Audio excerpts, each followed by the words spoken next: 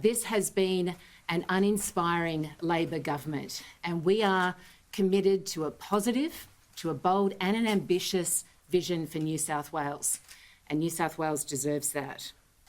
I won't be doing this by myself. I'm doing it on the shoulders of one of the most impressive parliamentary teams in the country, if you don't mind me saying so. We have colleagues with rich experience who've served as government ministers, who know how to deliver infrastructure and roads and hospitals in this state. We can be proud of that track record. And we have fresh faces, like me, with new ideas as part of the team. We have one of the youngest parliamentary teams, and I don't count myself amongst them, but we do have 6 colleagues under the age of 40, and they bring unique perspectives as well. Almost half of our team are women. We could do with some more, but we have rich experience, we have ideas, and we have energy, and we are ready to serve the people of New South Wales and provide a really positive, ambitious vision for our state. So I don't come to this role as a career politician. I come to New South Wales Parliament bringing a diverse background. I'm a country-raised, public school educated, working mum who has built a career listening to people, telling their stories and advocating for them. I've been a CEO of a big not-for-profit based out in Western Sydney. That gave me the ability to connect with families right around this state and learn firsthand what their problems are, what they care about for their families. I've been a journalist. I understand what you guys are doing, almost a bit more comfortable on that side. But most importantly, I am a mum and I'm a wife. And my husband Adam and I are raising 3 teenage boys. And they are my purpose. They are the reason I am here.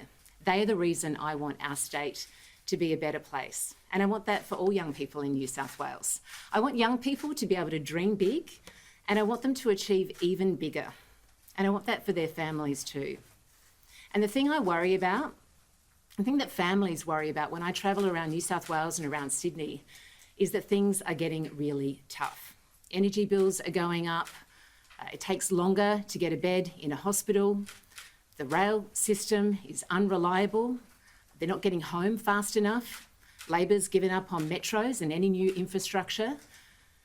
This is a Labor government that is lacking direction and certainly lacking on delivery. And we need to fix that for New South Wales because New South Wales deserves better.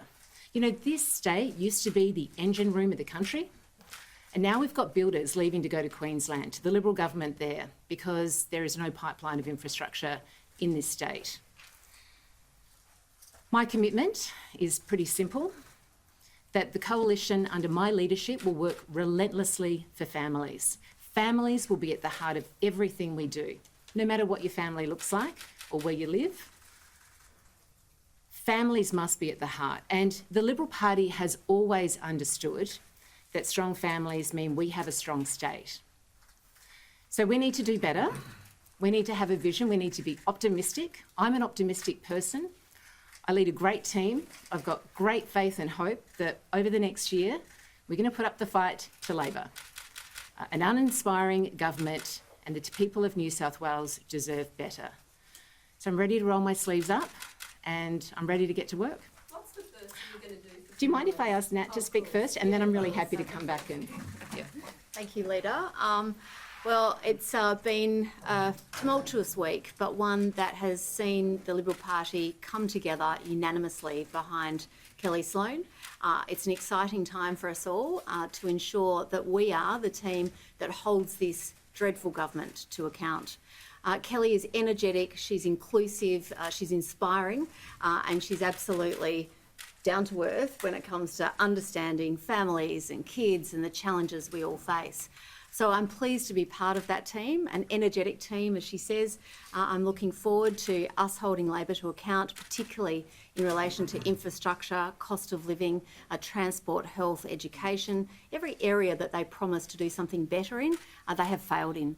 And so part of our team strategy is to make sure that we're getting out to communities, and Kellie is energetic, raring to go, already has plans to do that, which is fantastic, getting across the state so that families know they have in us a team that are prepared to listen and ready to go in for them. I'm pleased to have been returned and honoured to have the privilege of serving as the Deputy Leader of the Liberal Party, and the team is all united behind Team Sloane, and I'm looking forward to serving under Premier Sloane in 2027. Kellie, you spoke about new ideas. What would define your leadership as compared to Mark Speakman's? Well, I bring my own personal style to leadership. I'll be consultative. I'll try to remain myself, be authentic, listen to people. You know, we've got to do a better job of telling our story and reminding the people of New South Wales what we stand for. Mark did a great job. I'm in the role now, and I'm forward focused on families in New South Wales, cost of living pressures, housing, transport, health, all the nuts and bolts of state government that we should be delivering, but we're not seeing in this state. Will you still pursue a YIMBY, going forward? And Mark Speakman was very strong on that yesterday, that a YIMBY agenda was very important to him. Yeah, it's important to me too. We need to be ambitious, especially for young people in our state who seem to have given up on the hope of having a house of their own one day. And a Liberal government a coalition government with strong economic credentials and a sound plan will be able to deliver that. So yes, I am pro-housing. Yes, we need to build for New South Wales, for young families, for key workers. So I want to be a chippy or a cementer's best friend. Mark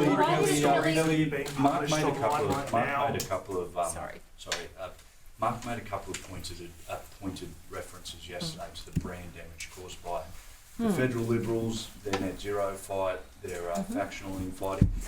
How much of that is a concern to you? Do you share similar concerns as Mark? Yeah, of course. I mean, I'm not going to stand here and pretend that some of the dysfunction that we've seen over time federally won't impact us at state level. But I believe in Susan Lee as our leader. I think she's got the skills and the capability to bring people together.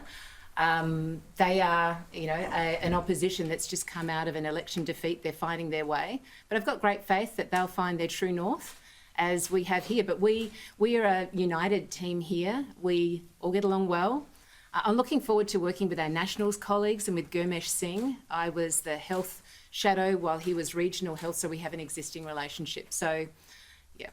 The other policy Mark Speakman spoke about was the importance of that net zero. Can you confirm no change in climate and environment policy?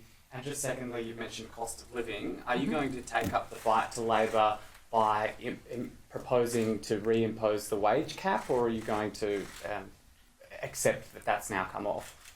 Okay. Well, sorry, the first part of your question... Net zero. Around net zero. Okay, yeah, no change. We had a party room meeting this week and there was strong support to maintain our existing position. But we need to understand that families in New South Wales are doing it tough, particularly regional communities who, under this bungled rollout by Labor, are divided.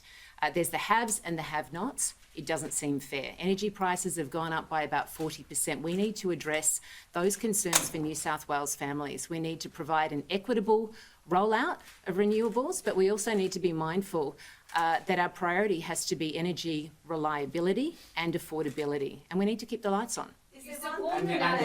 Sorry, wages cap. Look, let me just chat with my colleagues about wages cap. This keeps coming up. We haven't determined a position as a party room on where we're going to head in terms of our wages policy, and we'll be doing that in coming months. Do you support this on energy? Sorry, just in particular that you would like to see happen, that you'd like to action